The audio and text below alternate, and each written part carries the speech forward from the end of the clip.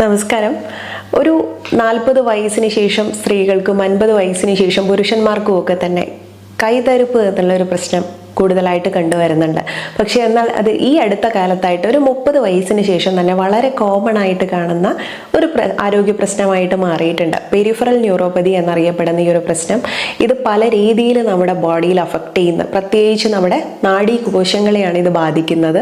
അതുകൊണ്ട് തന്നെ ശരീരത്തിൻ്റെ എല്ലാ പാർട്ടിലേക്കുമുള്ള ശരിയായ സർക്കുലേഷൻ നടക്കാണ്ട് വരുമ്പോൾ ഈ കൈകാൽ തരിപ്പ് വളരെ കോമൺ ആയിട്ട് കാണുന്നുണ്ട്. അത് നമുക്ക് ചിലപ്പോൾ കാർപ്പൽ ടണൽ സിൻഡ്രോം കുറേ കാലങ്ങളായിട്ടുണ്ടെങ്കിൽ മറ്റൊന്നുമല്ല, നമ്മുടെ ഈ കൈയുടെ ഭാഗത്തുള്ള മീഡിയൽ നെർവിന് വരുന്നൊരു ഞെരുക്കം കാരണമാണ് ഇത് സംഭവിക്കുന്നത്. അപ്പം ഇങ്ങനെയുള്ള കാരണങ്ങൾ കൊണ്ടാവാം, അതും അല്ലെങ്കിൽ ചില ആരോഗ്യ പ്രശ്നങ്ങൾ കൊണ്ടാവാം. ഏറ്റവും കൂടുതലായിട്ട് കണ്ടുവരുന്നത് ഇത് മദ്യപാനം തുടങ്ങിയിട്ടുള്ള പ്രശ്നങ്ങളൊക്കെ ഉണ്ടെങ്കിൽ അത്തരം ആളുകൾക്ക് ഇത് കോമൺ ആണ്. ചെറുപ്പക്കാരിൽ കാണുന്നതിൻ്റെ ഒരു പ്രധാന കാരണം അതാണ്. ഇനി ഏറ്റവും കൂടുതലായിട്ട് സ്ത്രീകൾക്കും പുരുഷന്മാർക്കും ഒരുപോലെ കാണപ്പെടുന്ന ഒരു പ്രശ്നം എന്താണെന്ന് പറയട്ടെ. വൈറ്റമിൻസിൻ്റെ കുറവ് കൊണ്ടാണ്. അതിൽ ഏതൊക്കെ വൈറ്റമിനാണ്, എന്തിൻ്റെ കുറവ് കൊണ്ടാണ്, ഇതെങ്ങനെ നമുക്ക് നികത്താം എന്നുള്ള കാര്യങ്ങളെല്ലാം നോക്കാൻ ഞാൻ ഡോക്ടർ സജിത ദേജിൻ.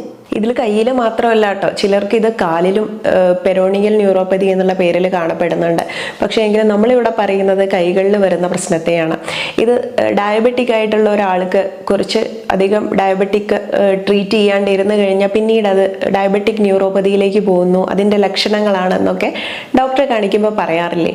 ഇത് തന്നെ നമ്മുടെ പല കോശങ്ങളും നാഡീകോശങ്ങളും ക്ഷയിച്ചു വരുന്നതാണിത്.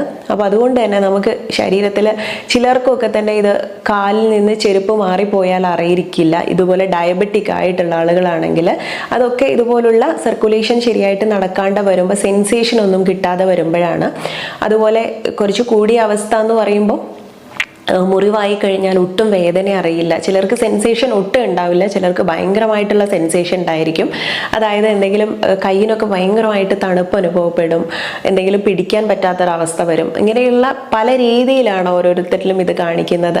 പിന്നെ നമുക്ക് ഒട്ടും ആ ഒരു നാഡീഞരമ്പുകളൊന്നും വർക്ക് ചെയ്യുന്നില്ല എന്ന് അറിയിക്കാൻ ഒരു ലക്ഷണം പറയാനാണെങ്കിൽ ചില ഗ്ലാസ്സോ പാത്രങ്ങളൊക്കെ എടുക്കുകയാണെങ്കിൽ അത് കയ്യിൽ നമ്മൾ ഹോൾഡ് ചെയ്യുന്നു എന്ന് മനസ്സുകൊണ്ട് വിചാരിക്കുമെങ്കിലും ശരിയായിട്ട് അത് ഹോൾഡ് ചെയ്യാൻ പറ്റാതെ വഴി താഴെ വീണ് പോവുകയൊക്കെ ചെയ്യാറുണ്ട്.